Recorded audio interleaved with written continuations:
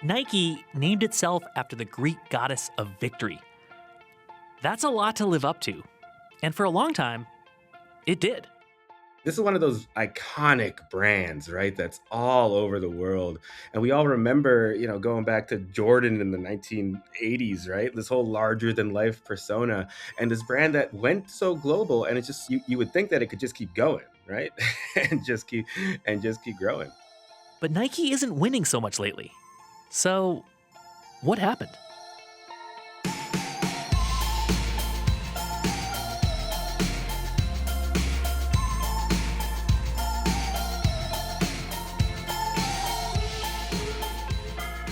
Hi, I'm Paul Havershood. Welcome to The Cost of Living. Look at the big wall of shoes in a store, and you'll see your staples. Adidas, Asics, New Balance, and then there's newcomers like On and Hoka. Nike used to laugh at that competition. Ha! But not anymore. Later in the show, we look at how Nike's iron grip on the shoe market has slipped and whether it can get it back. Also today, the thing about technological evolution is normally we don't look back. When streaming music came along, it was adios CDs. So why, when we can take unlimited free photos with our phones, are more people choosing to spend their hard-earned dollars on old-school film for their old-school cameras? Up first, prediction markets want to come to Canada. So why don't we just let them in?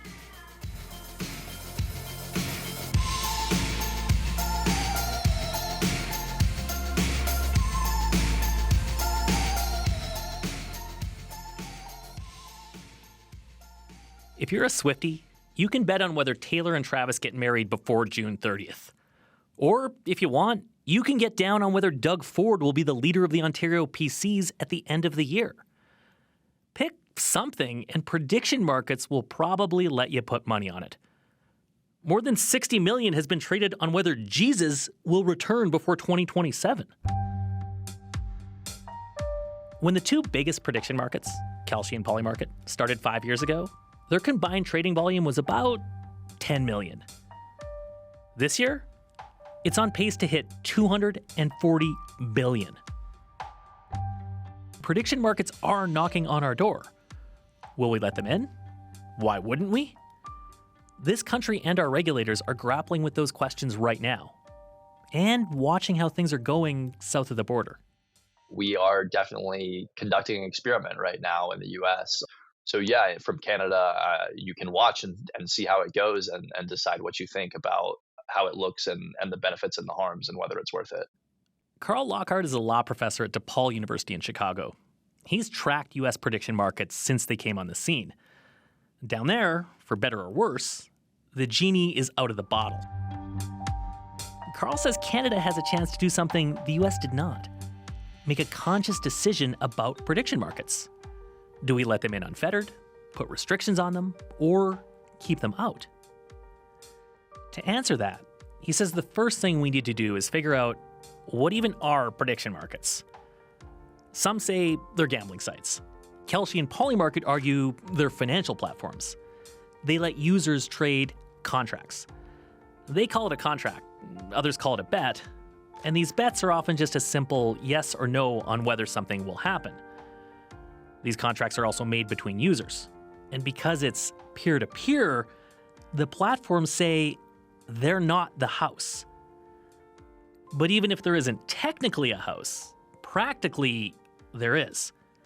They're called market makers.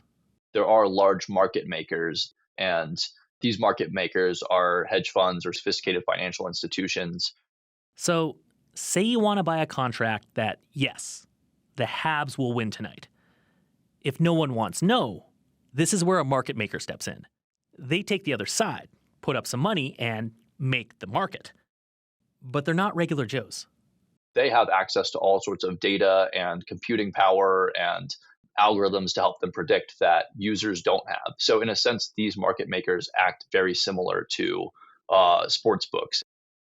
A study just looked at every trade on Polymarket for the last 4 years. It found 70% of people on prediction markets lose. Not only that, but the top 1% of traders scooped up more than 3/4 of the profits. So, sophisticated players with algorithms and bots are cleaning up. Whether that's a problem, or if people should be free to lose money if they want, is up for debate. In the US, we're very hesitant to tell people that they can't spend their money a certain way. And so, the question is this a category where we should have certain types of barriers? So, yeah, I don't think this conversation is really happening enough. And I'm hoping that these products do sort of spur people to have it more. Carl also thinks Canada needs to look at something else. Are prediction markets fair, or can they be rigged? A U.S. soldier recently won more than $400,000 on Polymarket. He wagered on when Venezuelan leader Nicolas Maduro would be captured, but he was part of the raid. Prediction markets can offer the potential for all kinds of insider trading, some of which is much less Tom Clancy and more everyday. Like, you can trade on whether a public figure will do something as simple as say a certain word. Will this person say this word at this event? Like maybe a CEO on an earnings call or something like that, right? If you're the speechwriter for this, executive, you can put that word in there. If you're the executive yourself, you can add it to the speech. Or let's look at Drake. He's coming out with a new album. So you can bet on which rappers will be on the record. But 2 Chainz knows if he's on a track. So does his entourage. The guy who sells 2 Chainz his chains can trade yes or no on that information. The U.S. hasn't got a handle on this kind of insider trading. Kalshi and Polymarket came on so fast, they caught regulators flat-footed. Carl says this was by design. And it follows a playbook we've seen before. It's exactly the same script as like an Uber who just starts offering rides in the city, offers an app in the city, and doesn't ask, do I need to comply with taxi legislation or whatever is there? And then people get used to it, right? The idea is if you are a business, you want to get your product out to the consumers and get consumers using it in massive numbers as quickly as possible, because then it becomes a part of society. And once it's been normalized as a part of society, it's hard to roll it back.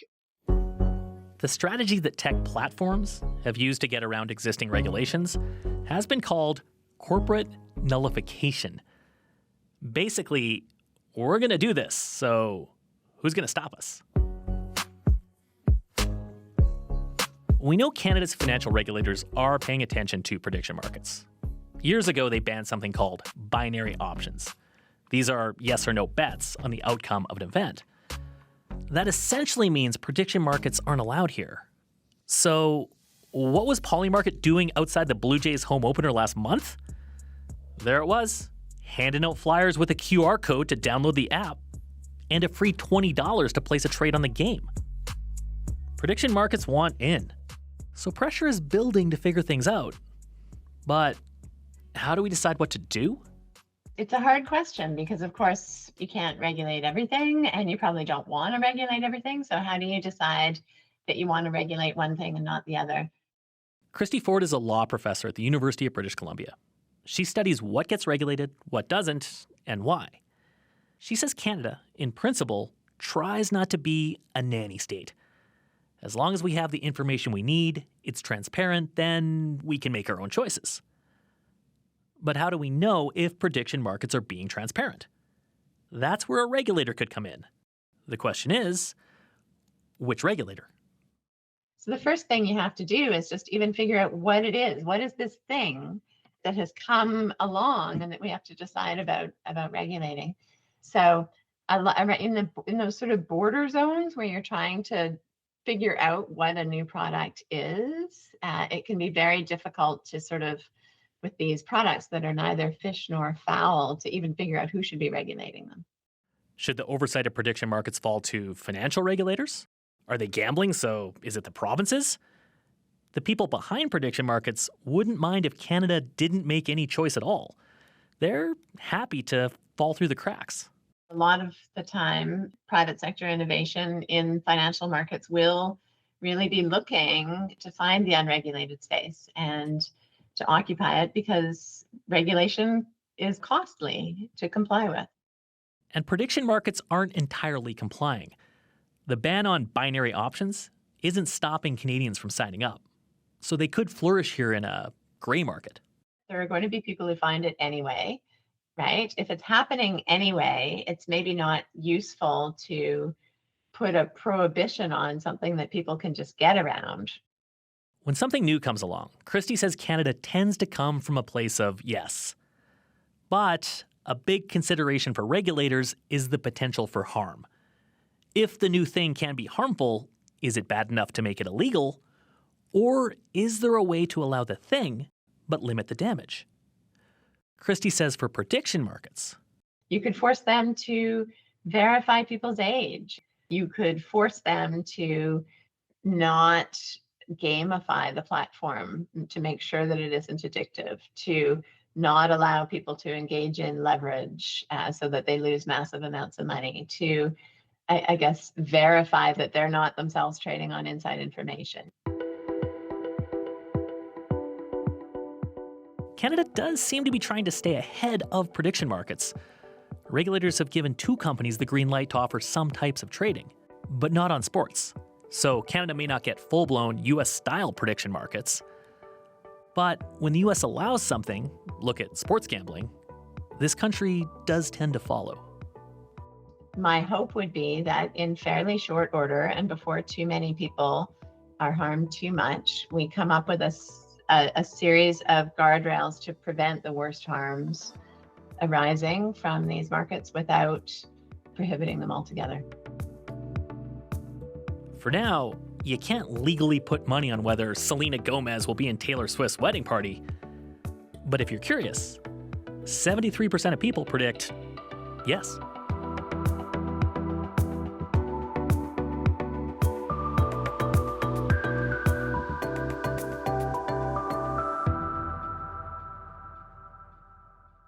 When George Eastman invented the Kodak camera back in 1888, it came with the slogan, "You press the button, we do the rest." It was so simple. Anyone could take a picture. If easy is the thing, though, our phones would have blown old George's mind. We can snap away for free forever. But if our newfangled technology is really such a marvel, why are so many people now looking to buy George's film? Jane Churchill Smith got into film photography about 4 years ago. I bought a point-and-shoot camera on Facebook Marketplace because, truthfully, I just really like the way film photos turn out. She loves the grainy imperfection of film and the way it forces you to slow down. Which makes it more fun because you'll spend more time, framing your shots or trying a new angle, or you're seeing something you wouldn't take the time to see if you were taking it on your phone. Another reason to take it slow? Every snap of the camera costs money. A roll of 24 exposures can run you anywhere from $15 to $30. If I'm with my friends or something and we're at a wedding and maybe people are drinking and they grab my camera to take pictures, I say, no, I'm the only one taking pictures on there. It's expensive. Just like records and DVDs, analog cameras are making a comeback. Helder de Oliveira is part of what he calls the new wave of film labs. 3 years ago, he opened one in Toronto called Memento. And today, business is... really good. Yeah, we're definitely busy. It's we're getting in a lot of customers and a lot of film every single day. Now, you might be thinking, who makes film anymore? Kodak went bankrupt more than a decade ago.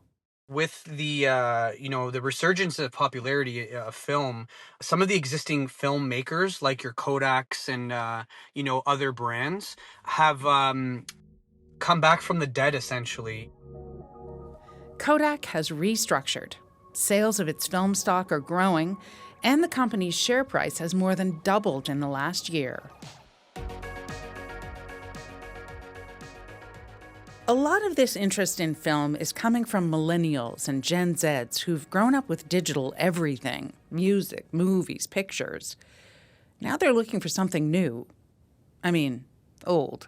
I think people are starting to really appreciate spending less time behind screens. People want to be more involved emotionally and they want something more tactile. And film photography kind of checks all those boxes for you. You know, you have to buy the film stock, and each film stock has its own character, has its own look and whatnot. You load your camera.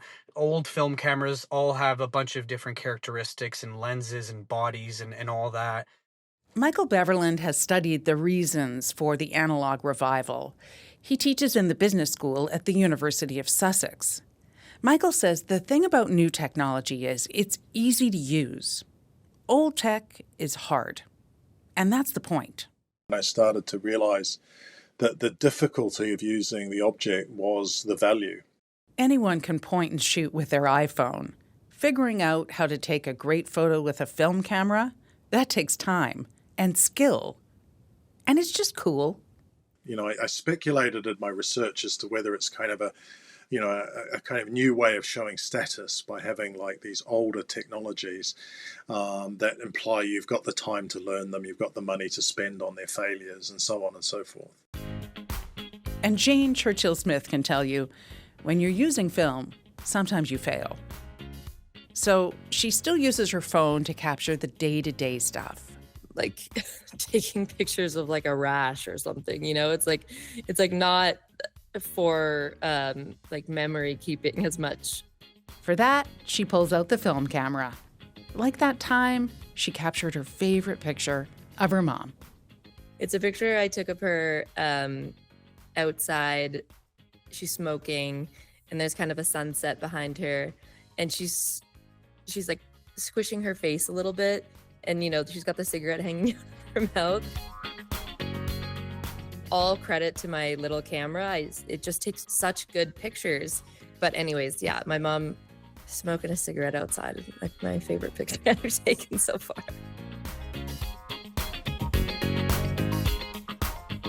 For the Cost of Living, I'm Jennifer Keane.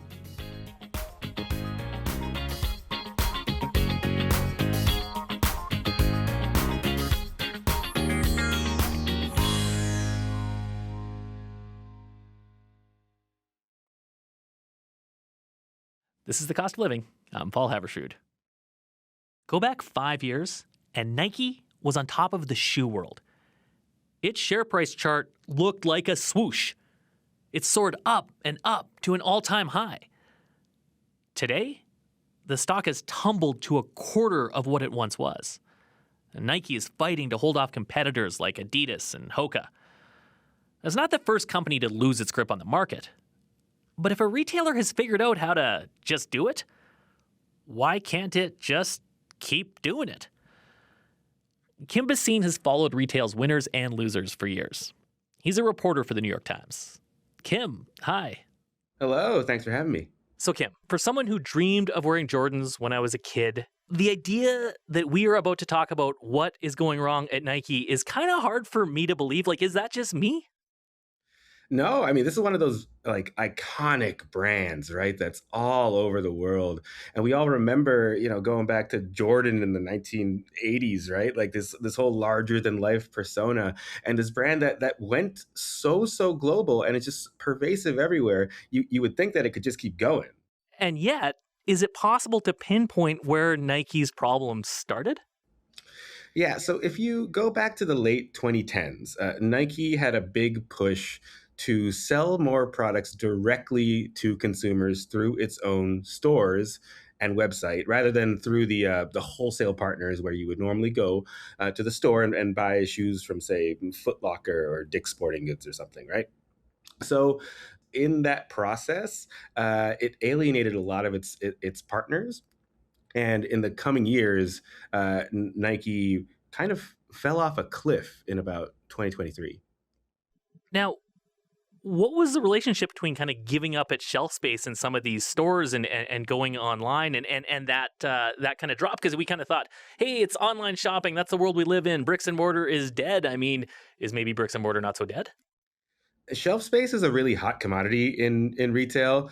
And what you saw at Nike, you saw this play out very vividly in the running sector. right? So at one point, Nike had cut more than half of its retail partners, and that included these running specialty stores. So let's use a company called Fleet Feet as an example. It has a few hundred stores around the U.S., none in Canada, but this is a store for runners, like casual runners and serious runners. So when you walk in, there's this big wall of running shoes.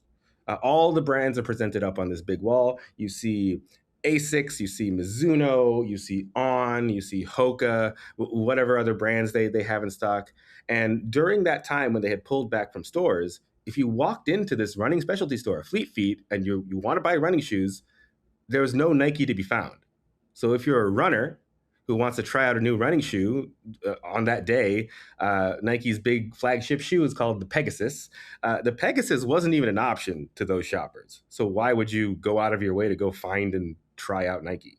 So Nike gave up shelf space at the same time as it was doing that. Did it do anything else? Were there any other missteps?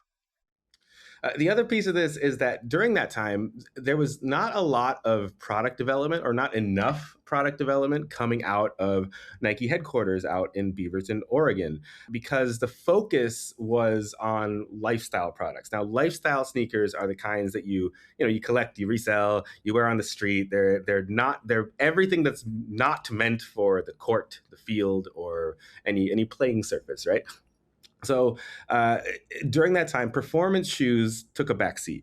And because of that, once those trendy fashion shoes kind of started going out of style, they didn't have a whole lot to replace them with. So it should say here that Nike is still the world's largest athletic wear company, but there are these competitors, whether it's Adidas or Hoka or On, and they're kind of eating more of its lunch right now. But I'm wondering if you can think of other brands, other retailers that at one point seemed to have the world by the tail. They were kind of on top right until they weren't on top. I think we could even stay in the industry for that, because in sportswear, the last few years have been quite transformative.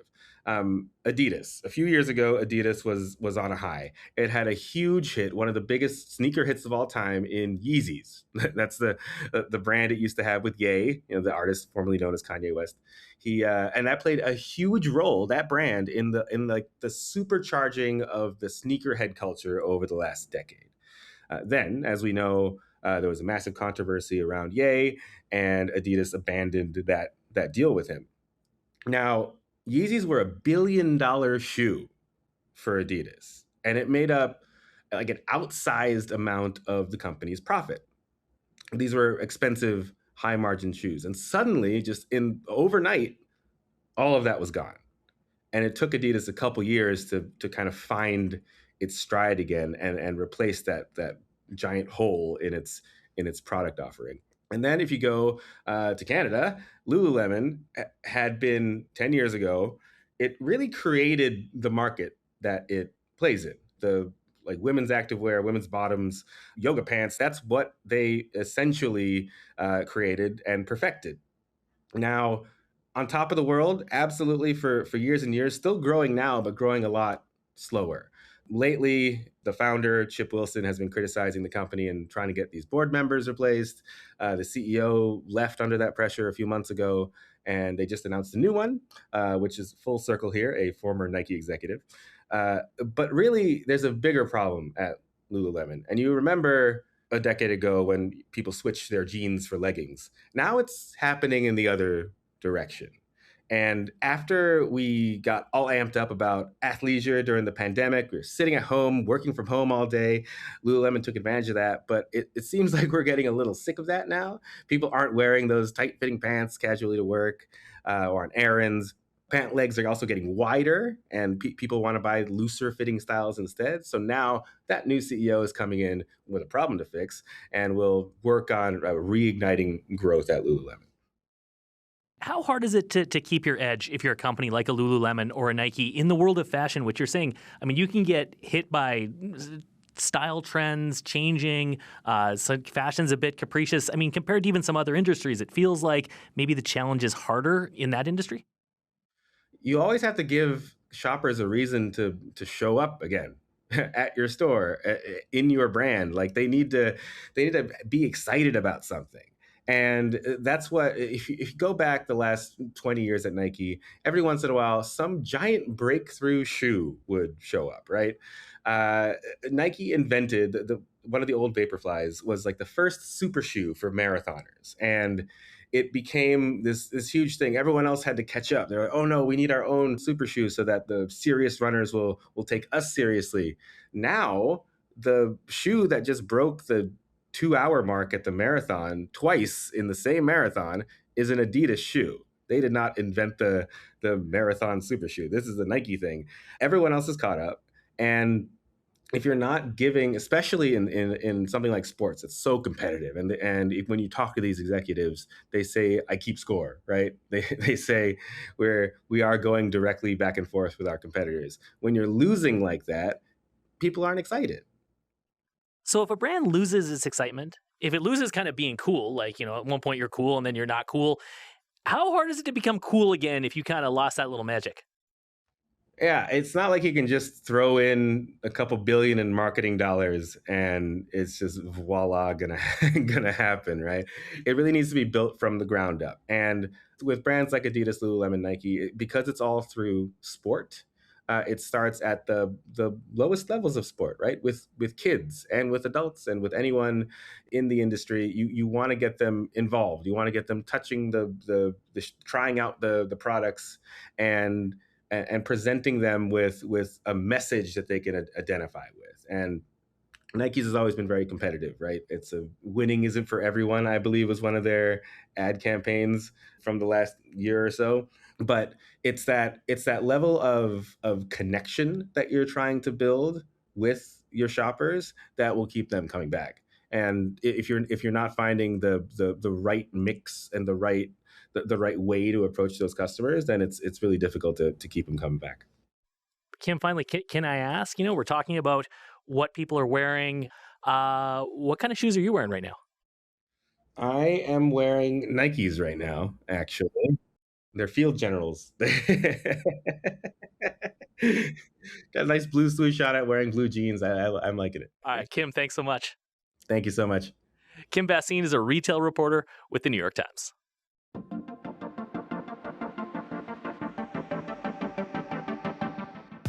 That's all for the show. The Cost of Living is based in Calgary. The show is produced by Daniel Nerman, Jenny DeRosio, and Jennifer Keene, with help from Jeff Kynock. Oh, if you're listening and haven't subscribed, please give us a follow. We'd appreciate it. I'm Paul Haverstrood. Thanks for listening.